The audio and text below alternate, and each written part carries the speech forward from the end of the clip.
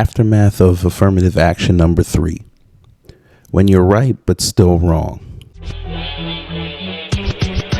Hey y'all, Gravity, any day above ground, live it. So you already know what to do. Share, like, and subscribe. That's right, share, like, and subscribe, because I'm not like other YouTubers. I'm different.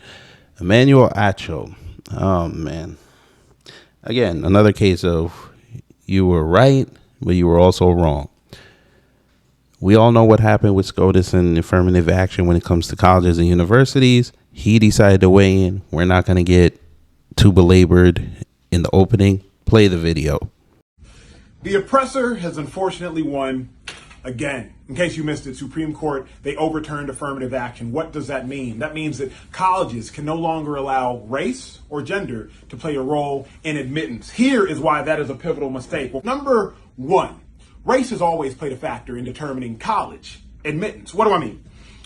College admittance is primarily based upon standardized testing. Well, standardized testing isn't actually a metric of intelligence. Standardized testing is a metric of resources. It's a metric of what caliber of education did you receive. Well, your education is based upon the public school system or private school system that you went to, primarily public school system. A public school system is based upon the resources of that public neighborhood. That public neighborhood is based upon redlining, and redlining has been based upon racism. Okay, let me give it to you in the inverse. If racism dictated redlining, who could live in what neighborhoods? Probably put the black people and the brown people over here. And redlining dictates who lives in a neighborhood. Who lives in a neighborhood dictates the resources of that school. And the resources of that school dictate how much help you can get for a standardized test. And a standardized test now dictates who gets into a university. Well, then racism was always in who gets into and who cannot get into universities. So affirmative action was simply going to undermine the negative racism that started the college admissions process in the first place.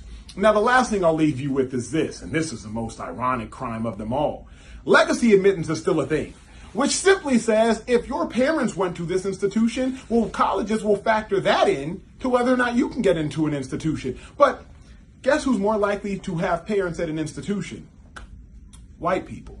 Because white people were more likely to get into colleges when it was unlawful for black people to be granted admittance. I'll leave y'all to think about that. All right, so you heard that video. Okay, number one, you saying oppressor sounds so cringe. Sir, you work for the oppressor. You work for ESPN.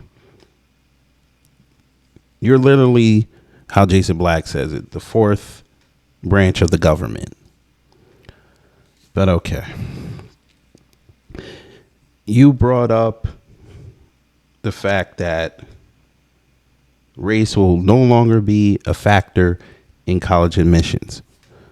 It's funny that it's only the immigrant class that has a problem with this, and people that are not black American. Y'all are the only ones that have a problem with this. I'm not of this soil. I don't have a problem with it.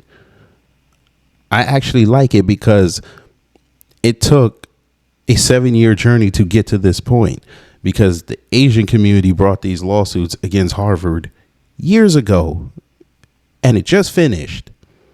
Now, Harvard had to go pay these Asian students. Great. They thought they won some. They said they basically are the people at the casino that are playing blackjack, jackpots on the line. They got 20 and they said, hit me, in regards to looking at SCOTUS as the dealer. They screwed themselves, which in turn screwed the immigrant class, which includes the Caribbean and African diasporas. This is good because y'all for years wanted to tell black Americans and those that are on code that we need to pull ourselves up by our bootstraps. It ain't the white man. It's we are not applying ourselves. We should be like the Asian students who are studying 6 days a week and things like that. They're going to school on Saturdays. They're the highest per capita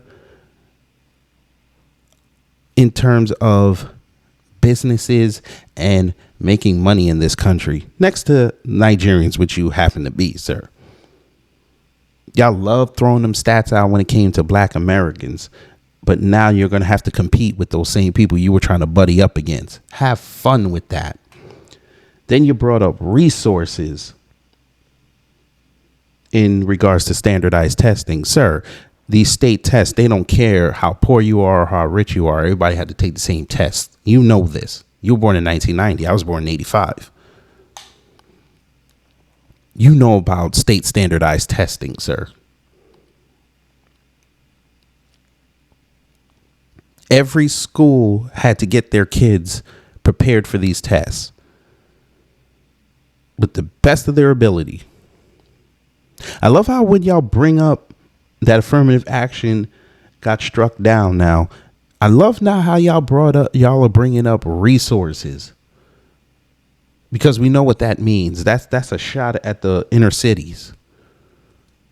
I love when y'all do that. Y'all don't even realize that you're being exactly the oppressors.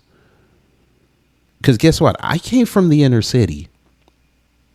And my parents, yeah, they weren't as affluent as your parents were, because your dad was a doctor and a pastor and a missionary. Yeah, my parents they were working poor. They worked their way up. But they made damn sure that their kids had the best advantages they could. Whatever they could use to give us an advantage, they went and paid for it. They went and sought it out. That's what parents do. Just like in these inner cities, the hoods, there were plenty of parents, even though the media does never want to highlight it, until that student gets 757 scholarships worth $14.4 million. There have been plenty of parents that got their kids to college and university on limited resources. And those people became functional members of society, even captains of industry. So let's get away from that. You're not going to diminish the accomplishments of the black community. No, no, no, no. Then you bring up redlining. Boy.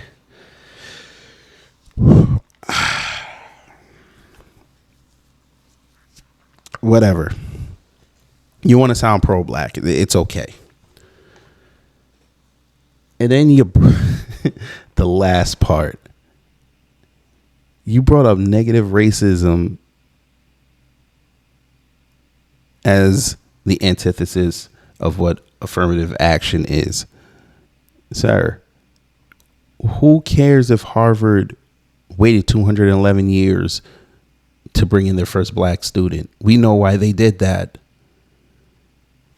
Yes, it's true that they didn't want 3/5 of a person, which is what they thought in mind, or some mongrel in their schools.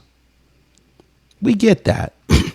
But they also saw that there were institutions called HBCUs that were already established, churning out black intellectuals. And they felt threatened. Just like Major League Baseball felt threatened by the Negro Leagues. And they took away all the black talent that they could. Just like the NBA took all the great ABA talent. Just like the NFL that you were a part of took all the great AFL talent. That's white supremacy, sir. But again, you work for the media. You can't bring up white supremacy for fear of losing your job. This was your perfect opportunity with your 350,000 plus subscriber follower base on Twitter to advocate for HBCUs. But you went to the University of Texas, a PWI, so it would have been nice, but you didn't do that. In closing, I'll say this. Again, this is good. You guys wanted to be so close to the white man and the white woman. Now you get to compete with them. White women are upset now because they were the biggest beneficiaries of affirmative action. Now they're really going to have to compete. But black Americans have an advantage. They can go to HBCUs.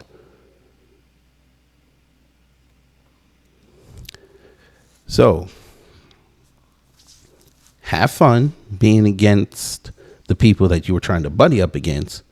And those that are on code, hopefully will go to these HBCUs, and within a full college lifetime, they will be back to what they were, the glory days, or so I heard from the soil.